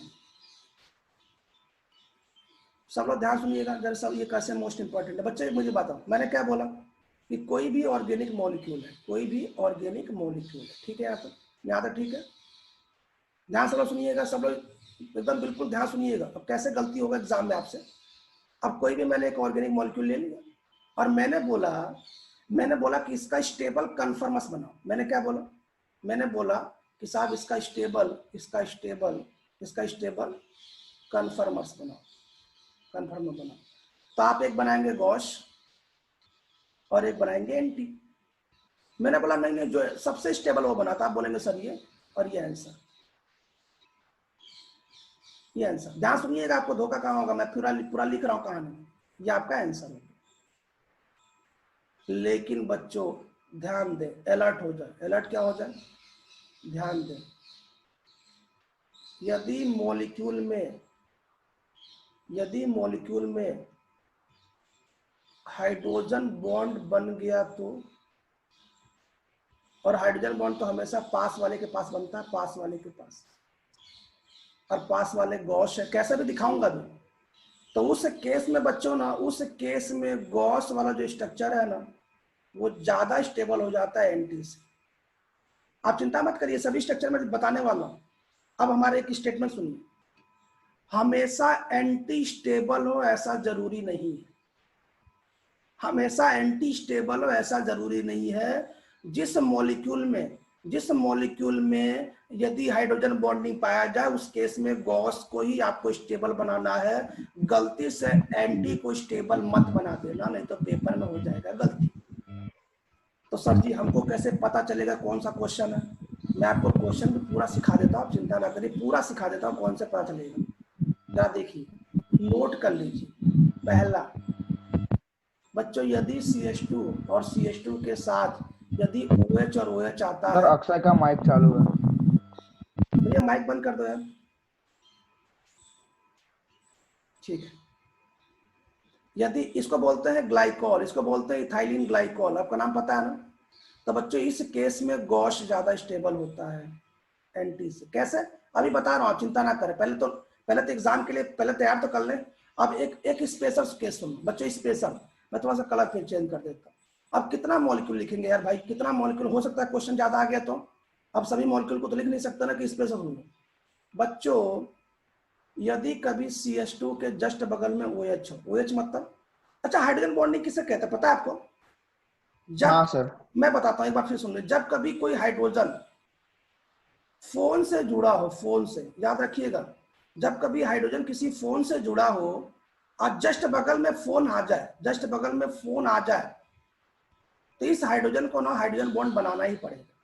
याद रखिएगा, कार्बन से कोई हाइड्रोजन हो तो ये हाइड्रोजन बॉन्डिंग नहीं बनाना चाहिए। हाइड्रोजन सप्लाई करने वाला फोन ही होना चाहिए। फोन देखो यहाँ पे ऑक्सीजन है ना, मतलब ये हाइड्रोजन सप्लाई कर सकता है। और जस्ट बगल में क्या होना चाहिए? भी फोन होना चाहिए। कैसे? देखो बच्चों, यहाँ पे मैं CH2 लिख देता हूँ और यहाँ पे मैं X लिख देता हूँ, X, और मैं इसको जनरल बोल देता हूँ। जनरल मतलब इन जनरल में लिखवाई देता हूँ कि ये X क्या क्या हो सकता है। क्या हमारा क्वेश्चन समझ में आ गया? क्या आप समझ गए कि मैं क्या बताना चाहता हूँ? X क्या क्या हो सकता है। मैं X नोट भी किया हूँ, आपके सीट में भी है, आपके सीट में भी है, आप निश्चिंत रहिए। X लिखिए क्या क्या हो सकता है, क्या क्या क्वेश्चन आ सकता है X में। बच्चों यदि फ्लोरीन हो तब भी गॉस स्टेबल होगा। क्यों? क्योंकि वहां पे हाइड्रोजन बॉन्डिंग बन जाएगी। यदि अल्कोहल है तब भी वहां पे हाइड्रोजन बॉन्डिंग बन जाएगी, तो ग्लाइकॉल हो गया। बच्चों यदि एल्डिहाइड है, एल्डिहाइड, तब भी यहाँ पे गॉस ही स्टेबल होगा। बच्चों याद रखिए, जेई का सबसे इंपॉर्टेंट क्वेश्चन है, नीट का भी कई बार पेपर में आया है ना। मैं थोड़ा सा यहाँ लिख देता हूँ, आप मैनेज कर लीजिएगा। बच्चों यदि आपका कार्बोक्सिलिक एसिड है तब भी वहां पे हाइड्रोजन बॉन्डिंग हो जाएगा। और बच्चों यदि आपका एस्टर है तब भी हाइड्रोजन बॉन्डिंग हो जाएगा। और यदि बच्चों आपका NH2 तब भी हाइड्रोजन बॉन्डिंग हो जाएगा। मैंने कितना लिख दिया आपको पता है ना? अब सोचो, इनमें से कोई भी मॉलिक्यूल यदि आपको X की जगह पे दिखाई देता है तो आंख बंद करके ना, बिना टाइम व्यर्थ किए ना, गॉस पे आंसर टिक लगाओ, आगे बढ़ो। कि सबसे स्टेबल कौन सा? सर गॉस है। सबसे कम एनर्जी किसकी है? Sir Gauss. क्यों? क्योंकि हाइड्रोजन बॉन्ड। क्या क्या? फ्लोरीन आ जाए, क्योंकि याद रखिए फोन ही हो सकता है। क्लोरीन ब्रोमीन याद कुछ नहीं आना चाहिए। फ्लोरीन आ जाए, अल्कोहल आ जाए, एल्डिहाइड आ जाए, कार्बोक्सिलिक एस्टर, ये सब आ जाए, तो याद रखिएगा हमेशा गॉस स्टेबल होता है। कृपया नोट कर लें, मोस्ट इंपॉर्टेंट टॉपिक जेईई और नीट के लिए, यही पेपर में कई बार आता है और इस बार भी आएगा।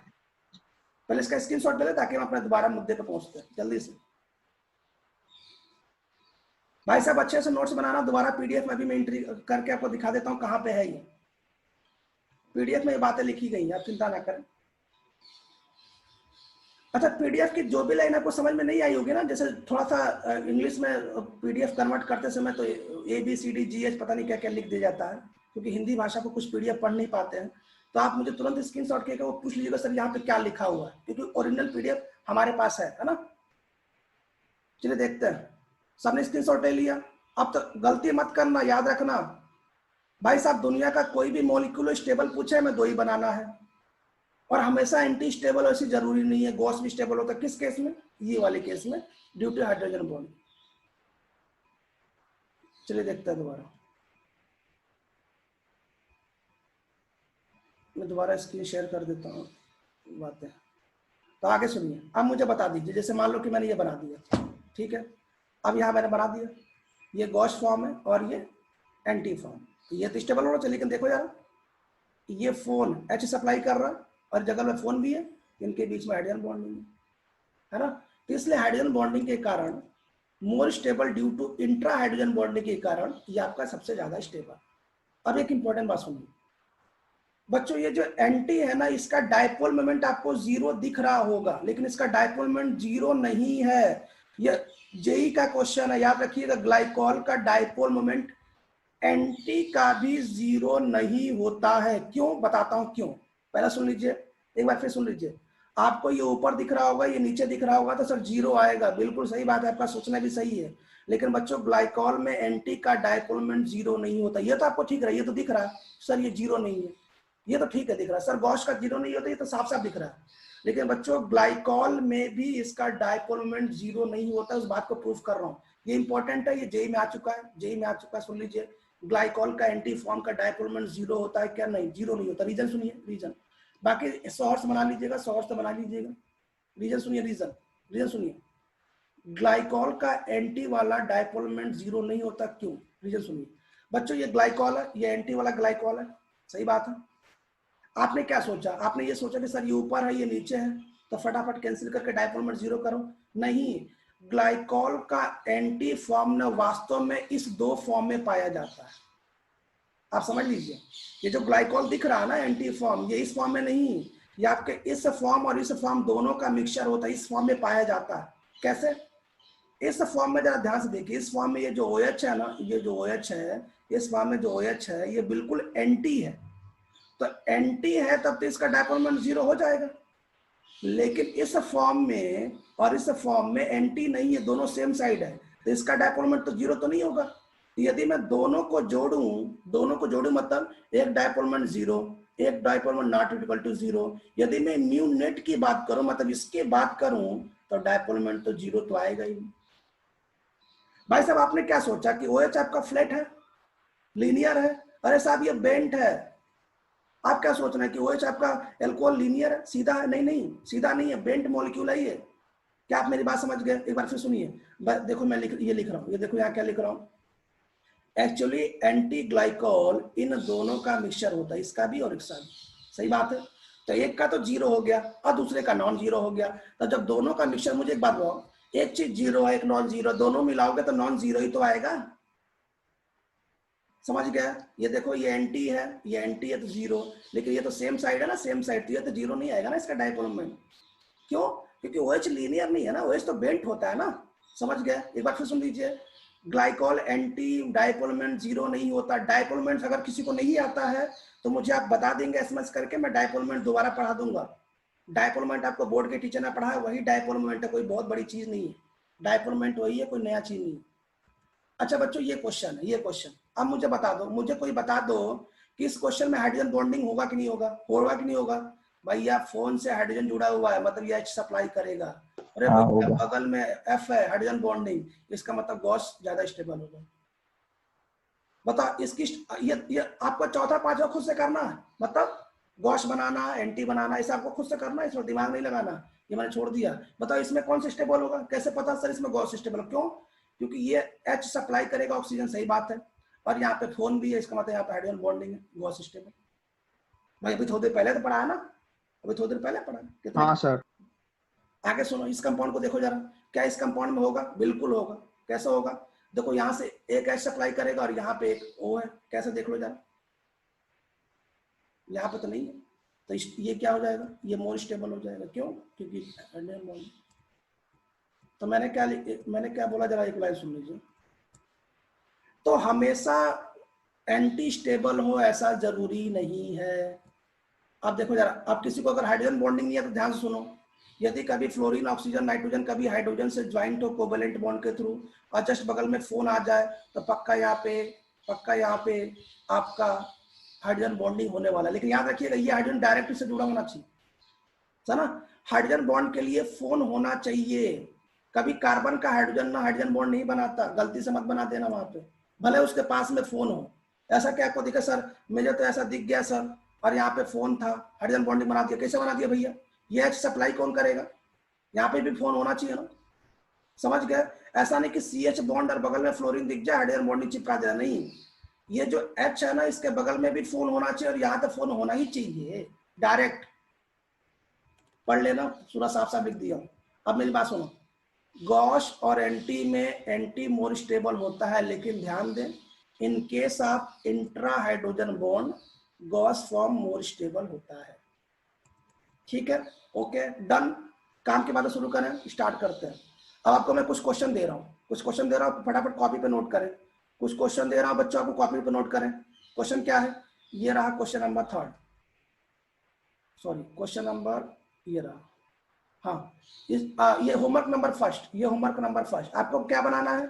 आपको बनाना है इसका मोस्ट स्टेबल कन्फर्मस बनाना है, केवल एक ही बनाना है, मोस्ट स्टेबल बनाना है। और किसके बीच में बनाना है? आपको कार्बन 1, ये कार्बन 1 और 2 के बीच में बनाना है, इसके बीच में बनाना है। जो मैं नंबरिंग कर दूं उसी के बीच में बनाना, बाकी दिमाग मत लगाना। याद है? ठीक है, ये क्वेश्चन नंबर 1 नोट करो। याद है मैंने PDF नंबर 6 में कुछ पेज खाली छोड़ रखे हैं, PDF नंबर 6 में कुछ पेज खाली छोड़ रखे हैं, वही है। हाँ सर। दोबारा चलते हैं, दोबारा मतलब फिर से मैं कुछ क्वेश्चन दे रहा हूं मैं। ये पहला क्वेश्चन है बच्चों, पहला क्वेश्चन लिख लिया सबने? क्या मैं इसको बनाऊं? क्या मुझे बनाना है? क्या मुझे इसको बनाना है? नहीं सर, बना लेंगे। हाँ जरा देखो, हम सब मैच करवा लेना, है ना, मैच करवा लेना कि सर क्या बनेगा। ठीक है, दूसरा बताओ, दूसरा नोट करो तो दूसरा, कृपया दूसरा नोट करिए, दूसरा नोट करें। CH3 जो मैंने पेज छोड़ा था ना PDF में, उसका क्वेश्चन है ये सब अच्छे क्वेश्चन है, इसको नोट कर लें बच्चों। इस क्वेश्चन का भी आपको मोस्ट स्टेबल बनाना है और आपको 1 और 2 के बीच में बनाना है। मोस्ट स्टेबल कन्फर्मस बनाना, मोस्ट स्टेबल। क्वेश्चन नंबर 2 है ये। क्वेश्चन नंबर 3 लिखिए, क्वेश्चन नंबर 3 क्या देखो, क्वेश्चन नंबर 3 ये CH3 CH2 और CH2 और CH3, ये सब क्वेश्चन कॉपी करिए। CH3 आपको बनाना है 1 और 2 के बीच में, इसके बीच में आपको मोस्ट स्टेबल कन्फर्मस बनाना है। याद रखिएगा बल्कि ग्रुप को ना प्रयास करिएगा वो अपोजिट आ जाए, और 60 डिग्री पे तो होना चाहिए सबके सब। तीसरा हो गया, चौथा लिखो, फोर्थ लिखो, फोर्थ होमवर्क लिखो बच्चों, fourth CH3 CH CH2 CH3 ये CH2 और ये CH3, ये फोर्थ क्वेश्चन है। आपको इसमें 1 और 2 के बीच में बनाना है। जितने टाइप से क्वेश्चन बन सकते हैं मैं आपको दे रहा हूँ। क्वेश्चन नंबर 4 हो गया। क्वेश्चन नंबर 5 अभी आपने बना लिया। क्वेश्चन नंबर 5 आपने क्या बनाया? आपको पता है क्वेश्चन नंबर 5 क्या बनाया? CH2 यहाँ पे Cl और यहाँ पे Cl। क्वेश्चन नंबर 5 है ये। क्वेश्चन नंबर 6 भी लिख देता हूँ, क्वेश्चन नंबर 6 ऊपर लिख देता हूँ। क्वेश्चन नंबर 6 डरना नहीं है। अगर अच्छा आपको पता है पीएच का मतलब क्या है? पीएच का मतलब क्या है? ये पीएच का मतलब फिनाइल। फिनाइल बेंजीन में से एक हाइड्रोजन हटाने पे, है ना। तो आप डरना नहीं बच्चों। आपको मैं एक क्वेश्चन और दे देता हूँ, यहाँ पे मैं फिनाइल ग्रुप लगा देता हूँ। कुछ मत करिएगा, आप बिल्कुल जैसे लिखा वैसे क्वेश्चन सॉल्व करिएगा। CH और ये CH3 है, एक एक करके सभी क्वेश्चन सॉल्व करिएगा। ये CH2 है और ये पीएच है। आपको बनाना है, आपको 1 और 2 के बीच में स्टेबल कन्फर्मस बनाना है।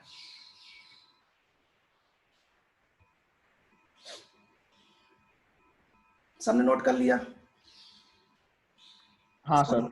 अब बताओ इसमें से कोई क्वेश्चन हमें बताना है, आप में से सभी लोग?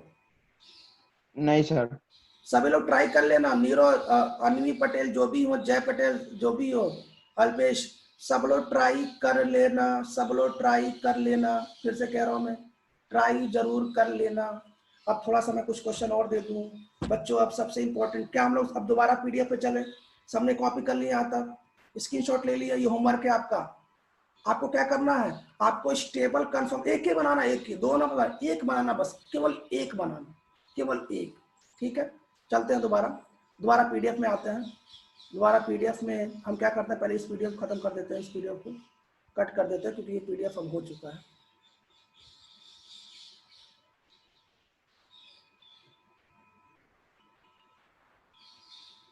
दोबारा पीडीएफ में हम पीडीएफ नंबर 6 हो गया, पीडीएफ नंबर 7 ओपन कर दें। पीडीएफ नंबर 7 में कुछ बातें आपको बता देता हूँ, एक इंपॉर्टेंट बात और है, उसको पहले मैं बताऊंगा, उसके बाद आपको देखना है। पहले हम बताएंगे उसको, उसके बाद। बच्चों टाइम बिल्कुल नहीं है, इसलिए अगर आप थोड़ा सा ज़्यादा भी पढ़ लेते तब भी आपको चिंता नहीं करनी है, घबराने की जरूरत नहीं है। ऐसा नहीं कि सर आज ज़्यादा हो गया, बस सर अब नियम के खिलाफ ज़्यादा नहीं पढ़ूंगा, ऐसा नहीं है, समय नहीं है, इसलिए हम ऐसा नहीं कर सकते।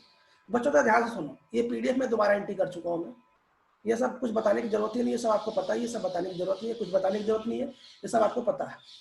अच्छा क्वेश्चन है कि सर यहाँ क्या लिखा हुआ है, यहाँ क्या लिखा हुआ है, यहाँ जो लिखा हुआ है मैं बोल देता हूँ, उसको सुन लो। यहाँ क्या लिखा हुआ है, यहाँ जो लिखा हुआ है हम बोल देते हैं, सुन लो।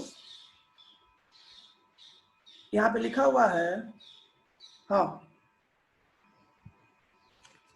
कहाँ लिखा मैंने यार,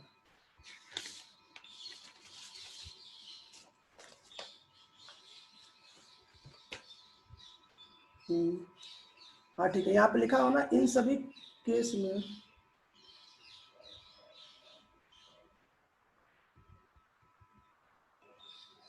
ये नहीं है,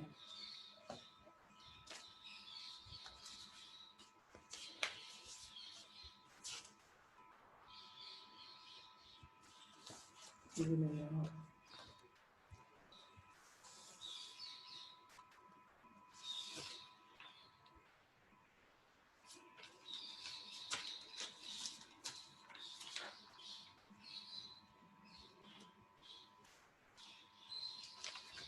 इसका मैं देखता हूँ एक बार, रुक जाओ।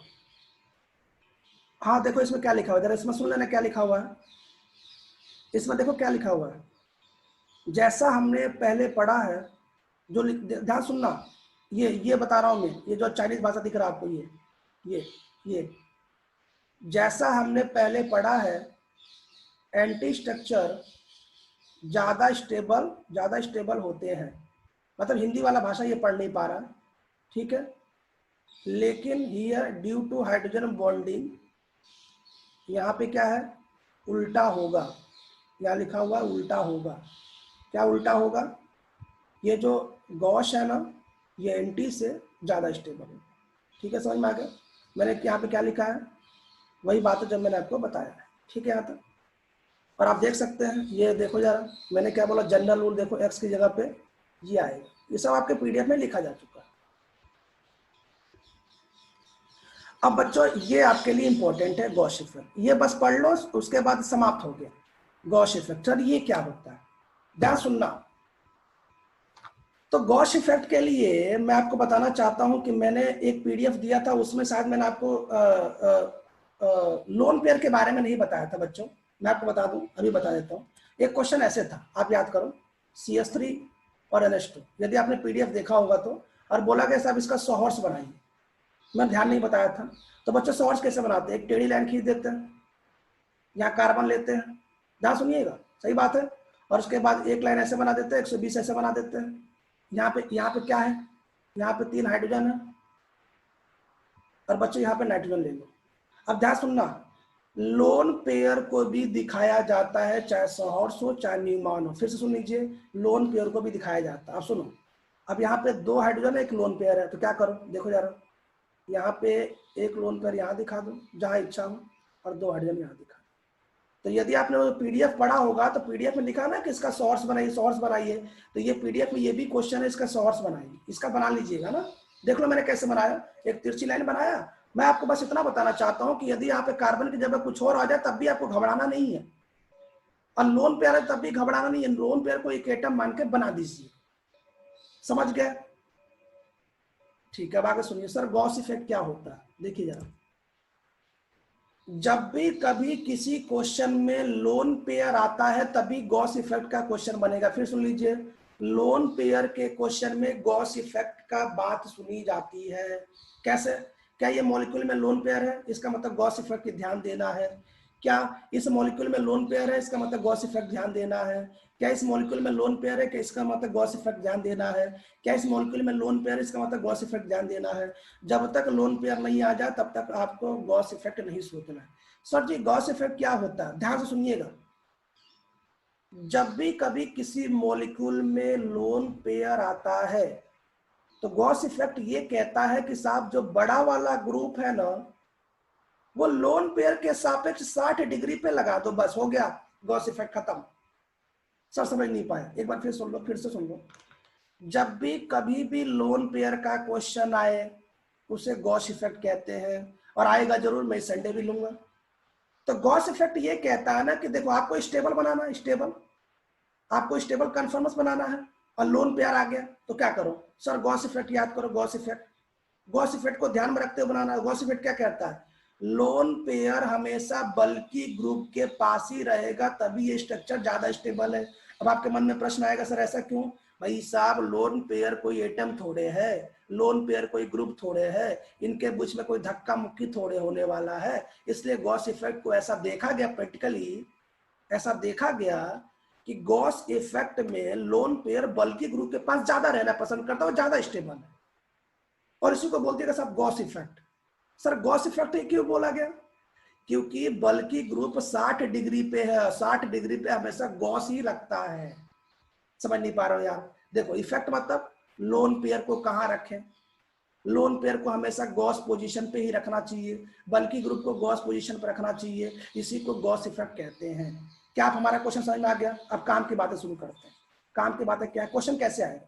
क्वेश्चन ये आएगा कि सर इस मॉलिक्यूल का सबसे स्टेबल फॉर्म बनाओ, सबसे स्टेबल, तो क्या करो, इसको कार्बन नंबर, इसको 1 ले लो, इसको 2 ले लो, ले लिया, ठीक है। अब इस नाइट्रोजन के पास 3 बॉन्ड कौन कौन से हैं?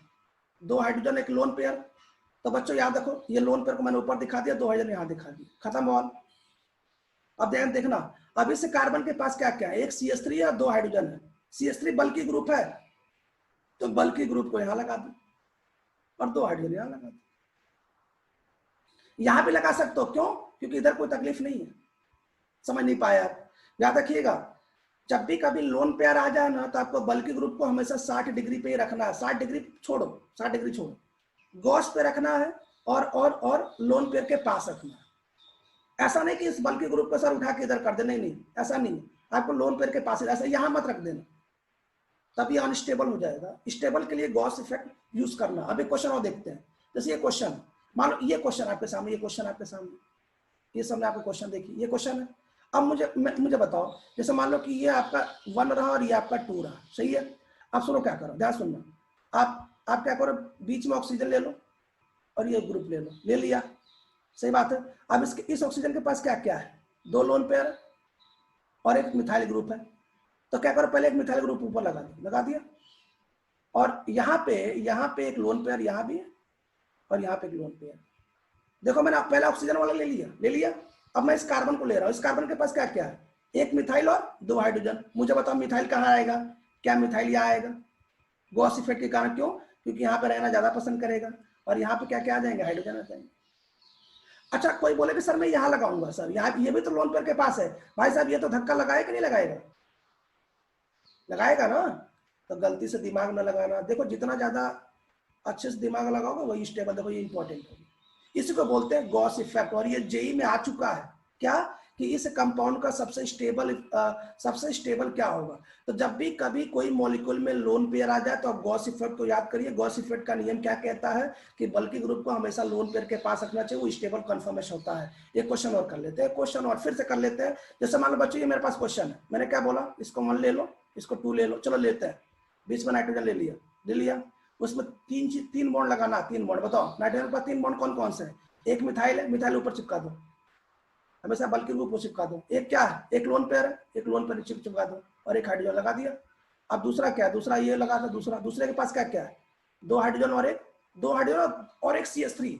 अब सुनना ध्यान से बच्चों, ध्यान से सुनना। अब मुझे बताओ, यदि मैंने CH3 यहां लगा दिया तो यहाँ ये तो ठीक है गॉस इफेक्ट है, लेकिन ये तो धक्का करेगा नहीं करेगा? करेगा ना।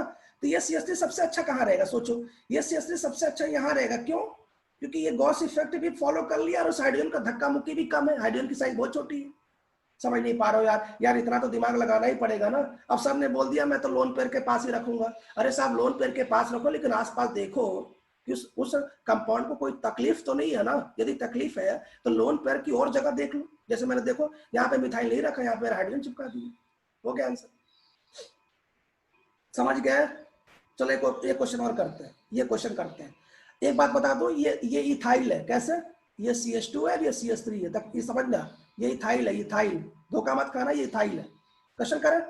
अब मैंने क्या किया, देखो इसको 1 ले लिया, इसको 2 ले लिया, इसको 1 इसको 2 ले लिया। चलो देते हैं। ये nitrogen 3 bond, 1 bond 2 bond 3 bond, हमेशा बल्कि ग्रुप को ऊपर बनाओ। एक इथाइल ऊपर बना दिया, एक इथाइल और है, एक इथाइल और है, बना दिया। एक लोन पे यहाँ बना दो, कंप्लीट। ध्यान सुनना जरा, ये हो गया।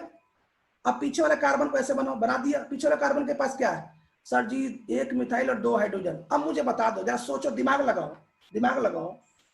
यदि मैंने 1 मिथाइल और 2 हाइड्रोजन है, तो मिथाइल या तो मेरा यहाँ आएगा या तो यहाँ आएगा।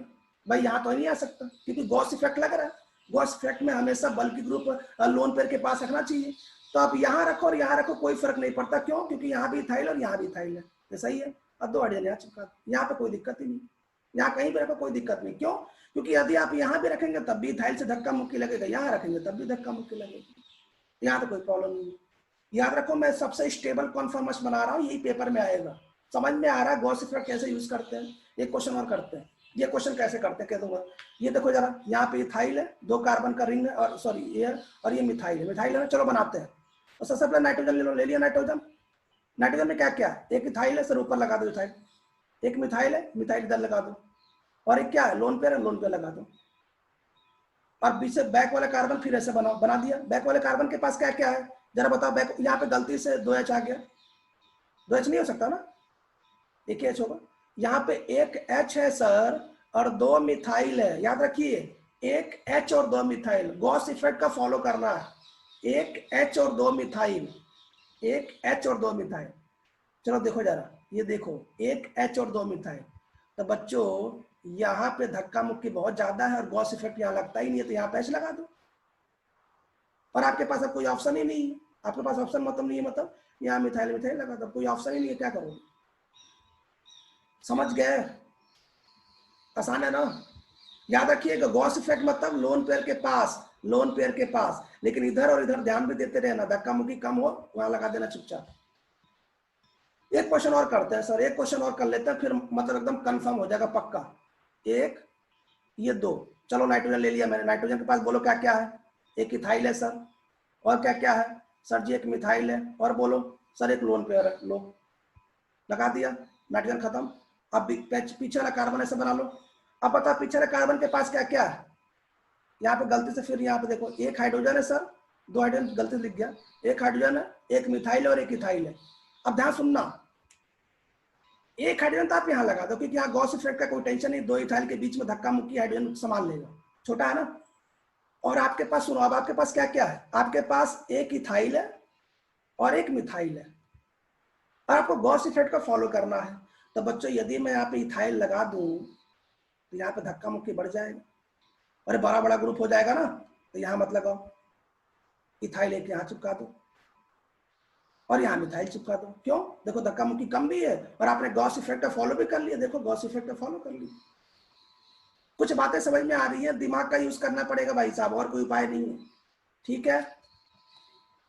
अब साइक्लिक कंपाउंड का कन्फर्मस, ये सबसे लास्ट टॉपिक है। इसके बाद आपका स्टीरियो आइसोमरिज्म में कन्फर्मेशन आइसोमरिज्म समाप्त हो गया। एक बात और सुन लीजिए, ये सबसे इंपॉर्टेंट भी है, मोस्ट इंपॉर्टेंट। क्यों? और सबसे तकलीफ वाला। तकलीफ वाला कैसे है? देखो जरा, ये देखो कैसे बनता, देख लो ना कितना तकलीफ वाला। देखो जरा कितना तकलीफ वाला। तो भाई साहब इसके लिए मैंने इतना शानदार ट्रिक लाया है ना, इतना शानदार, इतना आसान ना, कि तुरंत का तुरंत 2 मिनट में आपको समझा दूंगा। तो एक बात सुन लीजिए, कल तो क्लास नहीं है, परसों क्लास में आने से पहले कान खोल कर सुन लेना। यदि आपने यहाँ तक मतलब गॉस इफेक्ट तक जो भी होमवर्क दिया हूं और जो मैंने ये क्वेश्चन कराया है, यदि आपके नोट्स में ना हुआ और यदि आपको गॉस इफेक्ट क्या हो नहीं आया, यदि आपको ब्यूटेन के कंफर्मेशन इंपॉर्टेंट कौन कौन से हैं, स्टेबल क्या क्या बनाते हैं, हाइड्रोजन बॉन्डिंग कहाँ लगता है, कौन इंपॉर्टेंट है, इक्लिप्स क्या, स्टेगर्ड क्या है, कंफर्मेशन की डिफिनेशन क्या है, यदि आपको नहीं आया ना बच्चों, तो कल नहीं परसों की क्लास में ना सबसे पहले मैं आपको भगा दूंगा। याद रखिएगा, हम फिर से सुन लीजिए, यदि आपको बुरा लगता हो तो लगने दीजिए। मैंने आपको एक एक टॉपिक पूरा डिटेल समझाया है और मैं आपको बताना चाहता हूं कि नीट और जेई का कोई भी एग्जाम दे लो बच्चों, इसी नोट्स में से आने वाला है, एक्स्ट्रा क्वेश्चन कोई भी नहीं आएगा।